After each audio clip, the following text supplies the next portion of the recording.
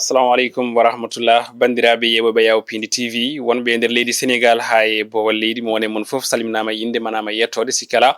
en garti e kattanɗe jomiraɗo joom bade bawɗi baɗo ko wela eɗo wela e nde wela en welira gam humnude aadi amen mon e oɗo altini nogas jeeɗiɗi lewru mai 2024 ko hemnude on jayde leydi sénégal.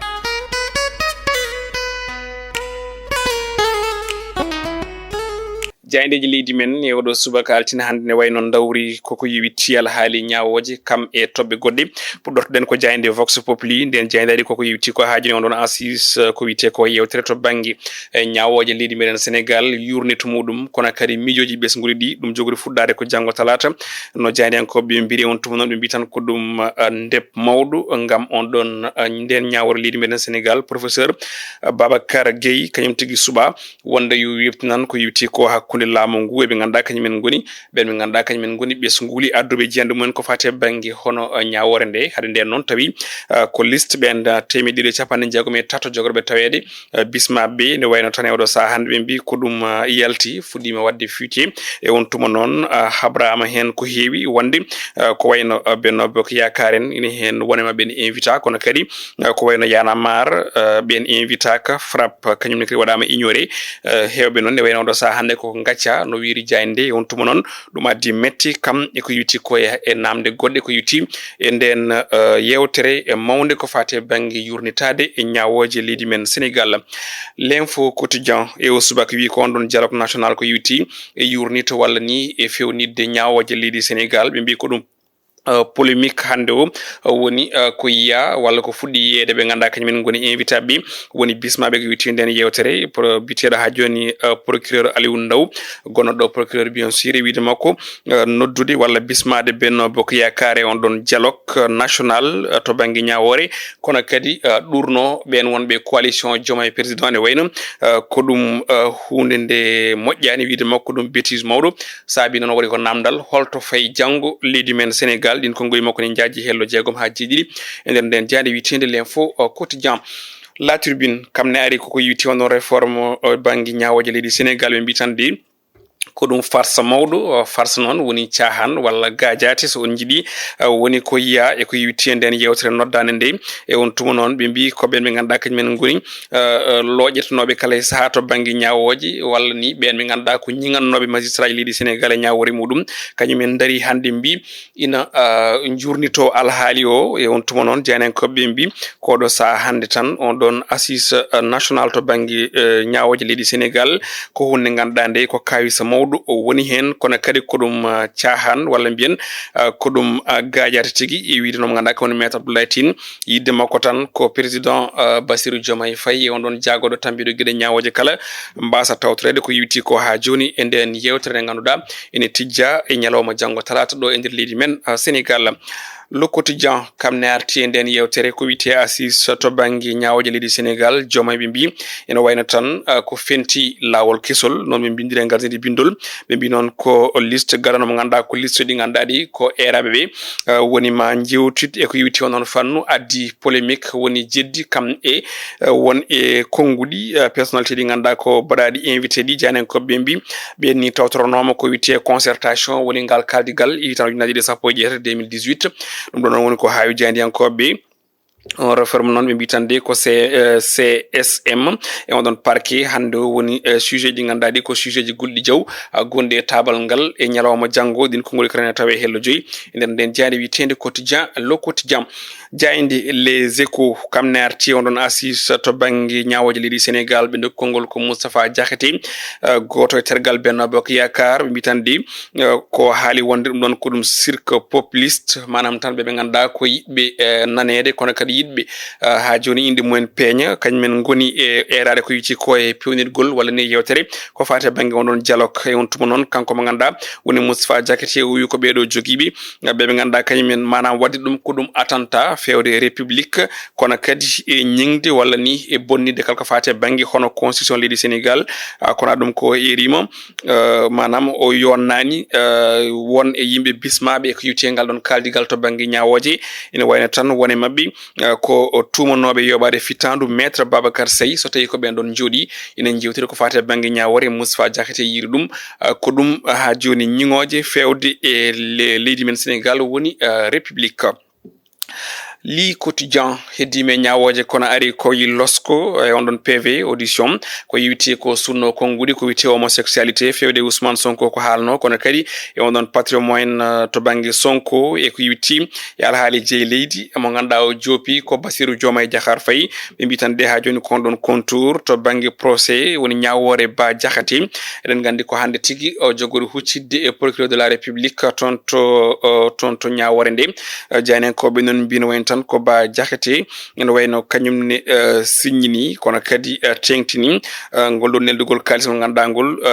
ko tawa e compte wiima makko tolni e million ngaji 4 e kalis CFA o arti hen to iwi holto iwi e hol kadi ɓe ummi goɗɗum ko tawete hen ɓe mbi ko Imam Ahmed Tidiane Ndaw kañum tigui ñaagui yafuya caggal nde fawa junggo kam e hoore muɗum ɗin konngudi kala ne tawe e hello mabɓe tati e nder nden jandi witende li quotidien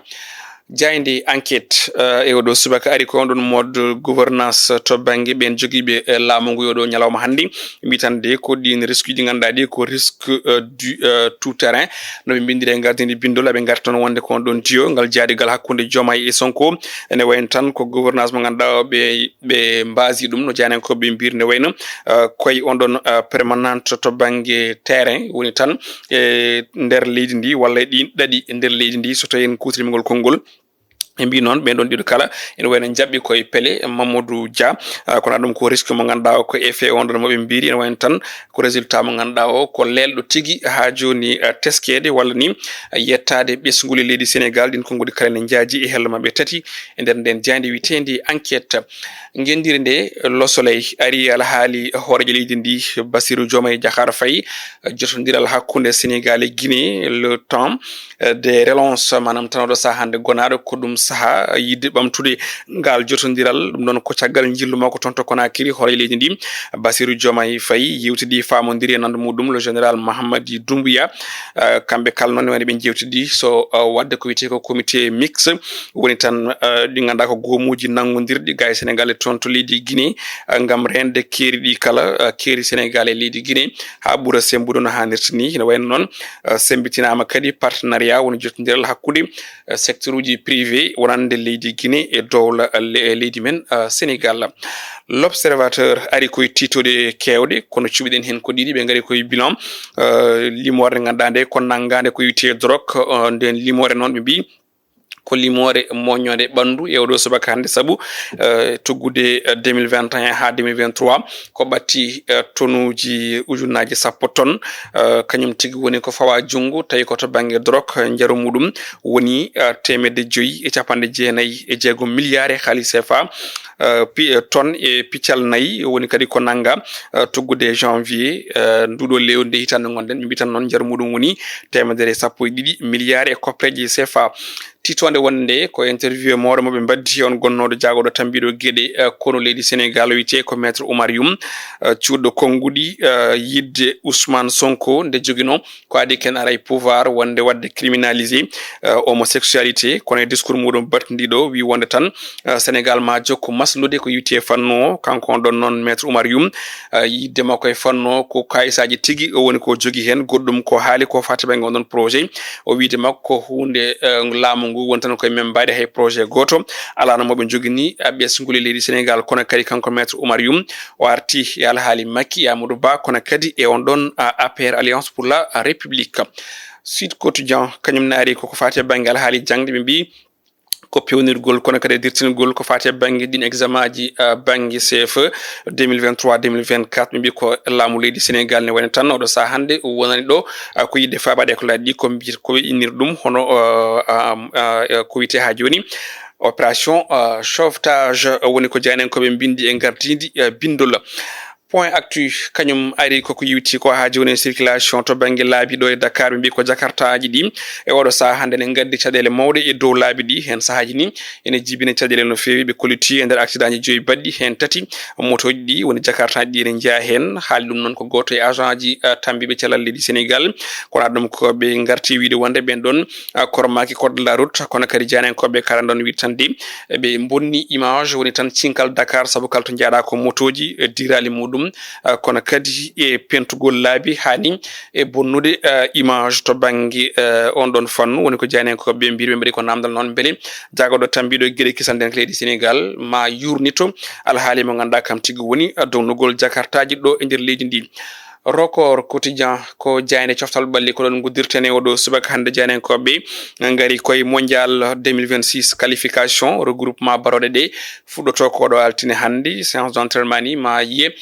tonto jamnyaajo goddum ko tawete hen ko Ligue 1 25e journée ko adi on don dernière journée ko den Teungueth FC ene wayno ƴetti deuxième modum trophée manam tan ƴetti championnat leydi men Sénégal musibbe teddubi ko do guddirtene robine men jayde jewdo subaka altine hande en jetti Djiby Dieng to bange caméra et montage ko wana dum eden be bandirabe be jokku doftade hormade programme PDTV to bange rédaction main gartu e nyalawma hen sallahu lamdo jabi yubbinde yewtere mon witende olel PDTV kala geden fayena tawe hen actualité météo kono kadi e portrait woni holio hani e fait divers e fannuji kewdi yadudo hen rédaction PDTV kala mbadi kubal